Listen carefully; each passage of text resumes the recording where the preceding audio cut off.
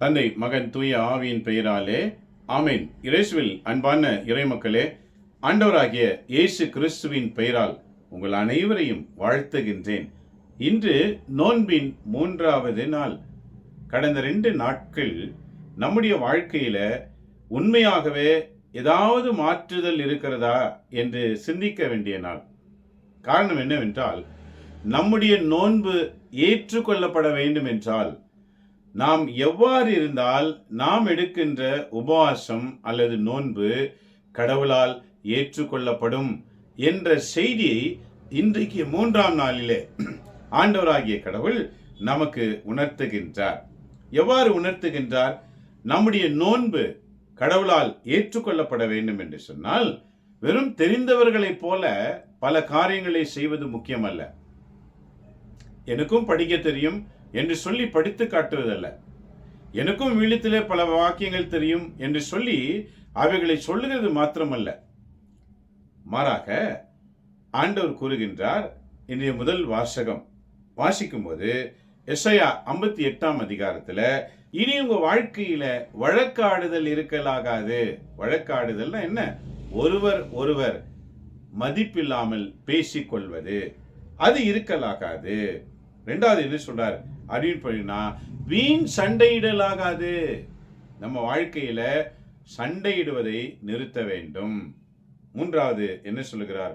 கொடுங்கையால் தாக்கவும் முடியாது.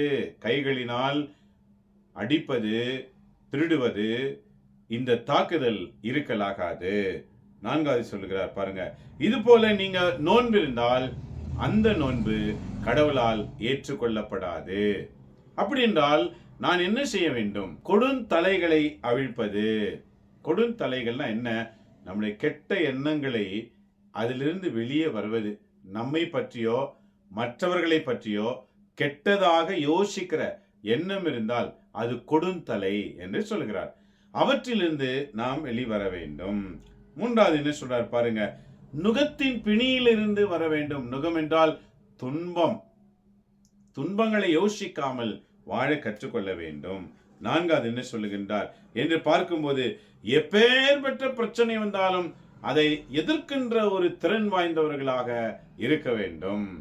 5வது என்ன சொல்றார்? பசித்தோருக்கு உணவளிக்க வேண்டும். நாம் ஏன் நோன்பு இருக்கணும்?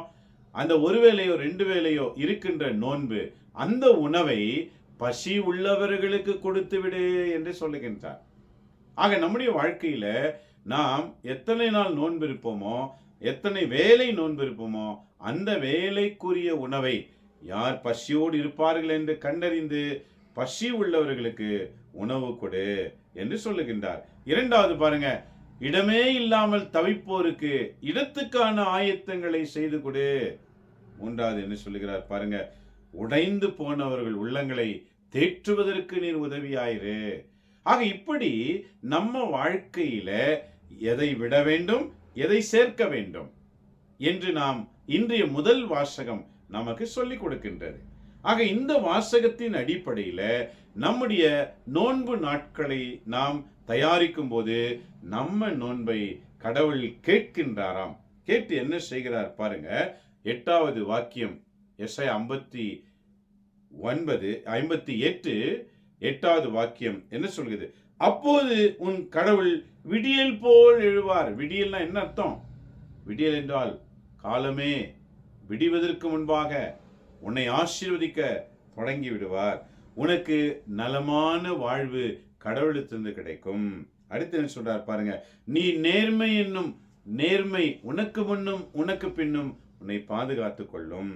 அப்போது ஆண்டவரிடத்துல நீ மன்றாடுவாய், அவர் உன் ஜெபத்திற்கு பதில் தந்து நீ கேட்கிறவர்களை கொடுக்கின்றவராய் இருக்கின்றார். என் அன்பு மக்களே, நோன்பு என்பது நாம் வெறும் உணவை விட்டு விலகி இருப்பது, சைவம் அசைவம் என்று யோசித்து விலகி இருப்பது, உடையிலே சில மாற்றங்களை கொண்டு வருவது முக்கியமல்ல. மாறாக தீமைகளை எடுத்துவிட்டு நன்மையான குணங்களை தயாரித்து கொடுப்பதுதான் நம்ம வாழ்க்கை. அப்போதான் நம்ம ஜெபம் கேட்கப்படும், நம்ம நோன்பு ஏற்றுக்கொள்ளப்படும் என்று சொல்லுகின்றார். அப்படி என்றால் நான் என்ன செய்யணும்? இன்றைய பதிலுரை பாடல் மிக சிறப்பாக சொல்லுகின்றது. திருப்பாடல் 51 இன்றைக்கு பதிலுரை பாடல், திருப்பலியின் பதிலுரை பாடல் என்ன சொல்லுது பாரு. கடவுளே, உமது பேரன்புக்கேற்ப எனக்கு இறங்கும் என்று மன்றாட வேண்டும். உமது பேரன்பு அளவில்லாதது, அந்த பேரன்புக்கேற்ப என் மேல் மனம் இறங்கும் என்று மன்றாடும் போது அவர் என்ன சொல்வார்? உன்னுடைய எல்லா தீவினையிலிருந்து உன்னை விடுதலை ஆக்குவார். தீவினை என்றால் என்ன? தீய செயல்கள், தீய பசாசுகள். இன்னைக்கு வீட்டில் அமைதி இல்லை, ஒற்றுமை இல்லை, சமாதானம் இல்லை. அப்பேற்பட்ட தீச்செயல்களிலிருந்து உன்னை விடுவித்து உன்னுடைய குடும்பம், உன்னுடைய வாழ்க்கை ஒரு அமைதியாக வாழக்கூடிய இடத்திற்கு இட்டு செல்வேன் என்று சொல்லுகின்றார். அப்போது நாம் கடவுளோடு கூட இருப்போம். இன்றைய நற்செய்தி வாசகம் நீங்க தியானிக்கும் போது அங்க என்ன சொல்லுகிறது பாருங்க. யோவானின் சீடர்கள் இயேசுவிடத்திலே வந்து சொல்றாங்க. என்ன சொல்றாங்க? பரிசேயரும் நாங்களும் நோன்பு இருக்கின்றோமே, ஆனா உங்க சீடர்கள் ஏன் நோன்பு இருக்க மாட்டார்கள்? அப்போது ஆண்டவர் என்ன சொல்றார் பாருங்க. மத்தேயு நற்செய்தி 9ஆம் அதிகாரம் 15வது வாக்கியம். அதற்கு இயேசு அவர்களை பார்த்து, மணமகன் தங்களோடு இருக்கும் வரை மன விருந்தினர் நோன்பு துக்கம் கொண்டாட மாட்டார்கள். மாறாக மணமகன் அவர்களை விட்டு பிரிய வேண்டிய நாள் வருகின்றது. அந்த நாளிலே அவங்க நோன்பு இருப்பாங்க. அப்ப நோன்பு என்பது என்ன என்று இன்றைய வாசகம் நமக்கு என்ன சொல்லிக் கொடுக்கிறது என்றால், நாம் கடவுளை விட்டு பிரிந்து வாழ்ந்து கொண்டிருக்கின்றோம். கடவுளுக்கு தூரமாக இருக்கின்றோம். நாம் தூரமாக இருக்கிறதுனால நம்ம வாழ்க்கையில பல துன்பங்கள், கண்ணீர்கள், பிரச்சனைகள், போராட்டங்கள், ஒருவர் பேசும்போது புரிந்து கொள்ள முடியாம போகிற சூழல்கள் இவெல்லாம் எழும்பி நம்மையும் பிரிக்கிறது, கடவுளிடத்திலிருந்தும் பிரிக்கின்றது. ஆக இப்படி வாழ்கிறவர்கள் நோன்பு இருந்தால் ஒழிய மீண்டும் ஐக்கியமாகலாகாது. ஆக எப்போது ஐக்கியமாகின்றோமோ, கடவுளோடு எப்போது ஒப்புரவாகின்றோமோ, கடவுளோடு எப்போ ஒன்று சேர்கிறோமோ, அன்றைக்கு கடவுள் நம்மோடு இருக்கும்போது நாம் நோன்பு இருக்க தேவையில்லை என்று சொல்லுகின்றார். ஆக இன்றைக்கு நாமே அலசி பார்ப்போம். கடந்த 2 நாட்கள் நான் எவ்வாறு இந்த வாக்குகளை ஏற்றுக்கொண்டு வாழ்ந்திருக்கின்றேன். இன்றைக்கு 3ஆம் நாள் நான் இப்படித்தான் வாழ வேண்டும். கெட்ட சிந்தனையிலிருந்து, கெட்ட பேச்சிலிருந்து, கெட்ட பார்வையிலிருந்து, கெட்ட செயல்களிலிருந்து நான் விடுதலை அடைவேன். தீய பழக்க வழக்கத்திலிருந்து விடுதலை அடைவேன். தவறான உறவுகளிலிருந்து விடுதலை அடைவேன். கடவுளுக்கு பிடிக்காத செயல்களிலிருந்து நான் விடுதலை அடைவேன். ஆக இதற்காக நான் நோன்பிருந்து செபிக்கிறேன் என்று இந்த 3ஆம் நாளிலே நாம் நம்முடைய தவறுகளுக்காக நோன்பு இருக்க வேண்டும் என்று ஆண்டவர் கற்றுக் கொடுக்கின்றார். ஆகவே நம்முடைய வாழ்க்கையில நடந்து கொண்டிருக்கிற எல்லா தவறுகளையும் நினைத்து பார்ப்போம். பெற்றோர்களுக்கு எதிராக, கடவுளுக்கு எதிராக எவ்வாறு அந்த ஊதாரி மைந்தன் இதான் அவன் சொன்னான், தந்தையே உமக்கு முன்பாகவும் என்னை படைத்த என் கடவுளுக்கு முன்பாகவும் நான் பாவம் செய்து விட்டேன்.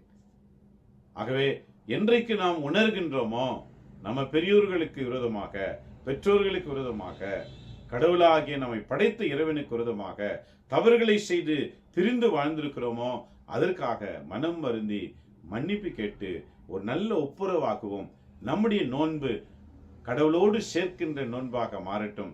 அந்த கடவுள் நம்முடைய ஜெபத்தை கேட்டு நாம் யாருக்காக ஜெபித்தாலும் அந்த ஜெபம் மீண்டும் வெற்றி பெற்று நம்மை ஆசீர்வாதத்தில் வைக்கவும், நாம் யாருக்காய் ஜெபிக்கிறோமோ அவங்களும் ஆசீர்வாதமாய் இருக்கவும் அந்த கடவுள் உன்னையும் என்னையும் பயன்படுத்த காத்திருக்கின்றார். ஆகவே நம்முடைய தவறுகளை உணர்ந்து கண்களை மூடி ஜெபிப்போமா? எங்கள் அன்பு தந்தையே இறைவா, இன்று என்னோடு இணைந்து ஜெபிக்கின்ற உமது பிள்ளைகளை நீர் ஆசீர்வதியும். என்னுடைய தீச்செயல்கள் அனைத்தும் எங்களை விட்டு விலகுவதாக. உடைய வாக்குகளுக்கு ஏற்றவாறு எங்கள் வாழ்க்கைகளை மாற்றி அமைக்க உதவி செய்யும். உமக்கு விரோதமாக செயல் புரிந்து உமை விட்டு பிரிந்து வாழாமல் எங்கள் குற்றங்களை, தவறுகளை, தவறான உணர்ச்சிகளை எல்லாவற்றையும் விலக்கிவிட்டு உம்முடைய தூய்மையான பிள்ளைகளாக வாழ எங்களுக்கு உதவி செய்வீராக. ஆண்டவரே, எங்கள் மேல் இரக்கமாயிரும். என்னோடு இணைந்து செபிக்கிற ஒவ்வொரு குடும்பத்தின் மேலும் இரக்கமாயிரும். ஒவ்வொரு குடும்பத்தில் இருக்கிற கணவன், மனைவி, பிள்ளைகள் என்று ஒவ்வொருவரையும் என் ஆண்டவர் நீங்க ஆசீர்வதிப்பீராக. இந்த தவத்தின் 3ஆம் நாளிலே குடும்பம் குடும்பமாக மீட்கப்படும்படிக்காக செபிக்கின்றேன். எல்லா கிறிஸ்தவ குடும்பங்களும், கிறிஸ்தல்லாத குடும்பங்களும், இதை யாரெல்லாம் கேட்பார்களோ கேட்கிற அத்தனை குடும்பங்களையும் முன்பாக சமர்ப்பணிக்கின்றேன். ஆசீர்வதியும். அவங்க இருக்கிற இடத்திலேயே நீர் தொட்டு ஆசீர்வதிப்பீராக. உடல் நோய்கள், மன நோய்கள், மனதில் இருக்கிற கவலைகள் அனைத்தும் இயேசுவின் பெயரால் இப்போது நலமடைவதாக.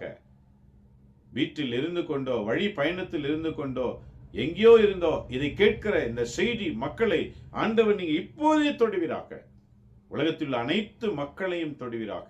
இந்த 3ஆம் நோன்பு நாள் உலக மக்கள் அனைவருக்கும் மீட்பின் நாளாய் அமரட்டும். தன்னுடைய தவறுகளை உணர்ந்து பயணிக்கின்ற உணர்வுகளால் உமது பிள்ளைகளை நிரப்பி காத்துக்கொள்ளும். நீரே தொடர்ந்து பாதுகாத்து வழிநடத்துமாறு எங்கள் ஆண்டவர் இயேசுவின் பெயரால் வேண்டி உமது ஆசிரை நாங்கள் அனைவருமே பெற்றுக்கொள்கிறோம் எங்கள் நல்ல பிதாவே. ஆமேன், ஆமேன். எல்லாம் வல்ல இறைவன், தந்தை, மகன், தூய ஆவியின் பெயராலே. ஆமேன்.